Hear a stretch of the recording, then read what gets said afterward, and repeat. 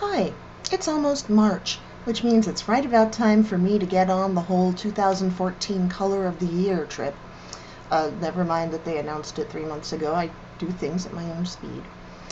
Yes, the 2014 Color of the Year, according to the folks at Pantone who decide these things, is Radiant Orchid. Let's all radiate for a minute. Good job. Radiant Orchid is kind of this color, really. It's a sort of berry shade, a little bit of mauve in there, some pink, but not a lot, and there's almost an element of duskiness to it. It's interesting. It's very easy to mistake something else for Radiant Orchid and wind up with a bright fuchsia lip liner. I wouldn't know about that. So anyway, let me show you how you can, if you wish, incorporate Radiant Orchid into your makeup look.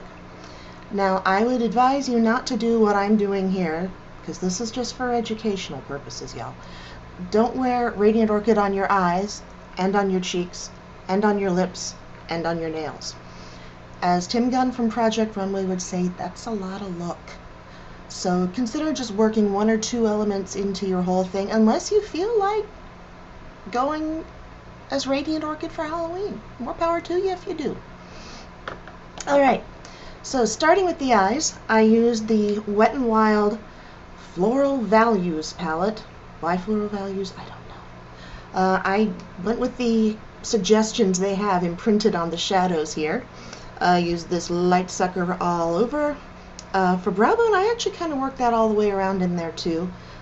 Put the bright pink on the eyelid part, put that in my crease, and I put a big old wash of this all over everything. And something I have finally learned, when you're doing pinks and purples for your eye color, it's very helpful to have just at least some faint line of dark eyeliner at the base of it all. Because that says this is a look that I deliberately chose, not this is the color that is seeping out of my eye right now. This is radiate, this is seep. So yeah, my eyeliner still needs a lot of work, but I think, like I said, it makes it look more deliberate. And it also, I think, sort of highlights the lightness of the Radiant Orchid eye look. Also, if you are going to be doing the pinks and purples on the eyes, and especially if you're going to have a pink color on your cheeks as well, make sure that this area, the area between your eyes and your cheekbones, is as close to your skin tone as you can possibly get it, or if you're as pink as I am, as yellow as you can possibly get it, so that there is some definition and it doesn't look like you just have this all over unhealthy flush. Alright, Radiant Orchid for the cheeks. Now, I set out to do this video basically with cruelty-free products that can be purchased at drugstores or from Julep, which I count as drugstore-ish. And I couldn't find any blush that looked Radiant Orchid-y to me until, as I was about to leave the CVS, I found this here baked eyeshadow by Milani in something like Must Have Fuchsia. It had never occurred to me that fuchsia might be a must-have, but what do I know? I'm new at this. Now, of course, this is an eyeshadow rather than a blush, and that means that the formulations are going to be different. Eyeshadow is designed to more or less stay where you put it. There is obviously some blendability in there, but generally it's going to stay where you put it, and its pigments are going to be more concentrated, because this is a color that you kind of want to see.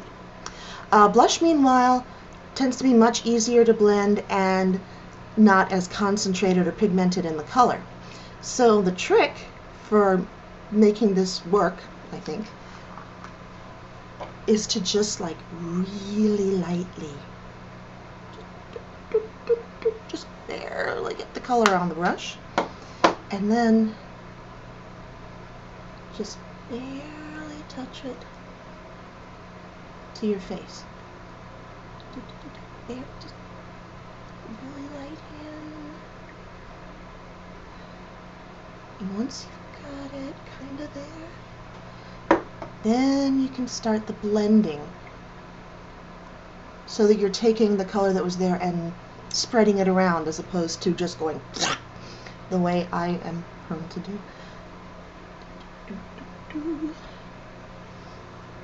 So that is my personal recipe for Radiant Orchid cheeks. For lips, at first I thought this here Milani lip gloss in Ravish Raspberry, that this, hey, that looks like Radiant Orchid to me. And in the store it did. However, my lips have a fascinating talent and this weird ability to turn almost any shade of lip color a couple degrees orange. So this actually looked kind of red on me. So I went back and I found the Wet n Wild Fergie Vicious Varnish in, I want to say this is Street Queen. And this, I think, works a lot better for me anyway. Other people might have lips that turn lipstick shades a couple of ticks blue, but for me, this turns out like that. And I'm wearing a whole lot of it right now. So those are my recommendations for getting Radiant Orchid onto your lips from the drugstore. Finally, for the nails, this is kind of maybe not the best choice because I just realized after I put this on that this shade, Aphrodite by Julep, is limited edition shade, and you probably can't find it on their website, so I apologize for that. But given the nature of Radiant Orchid, you know, this whole color family here, I'm willing to bet that if you have even, say, 20 colors of nail polish, there's something Radiant Orchid-y in your collection.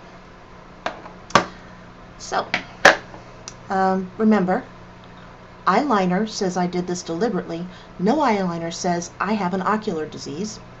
A good skin tone or yellow-toned area between the eyes and the cheekbones is the difference between having a healthy flush and needing to see a doctor. I think that was it in terms. Oh yes, and don't wear all of this at once. All right, so let your orchids radiate, and thanks for watching.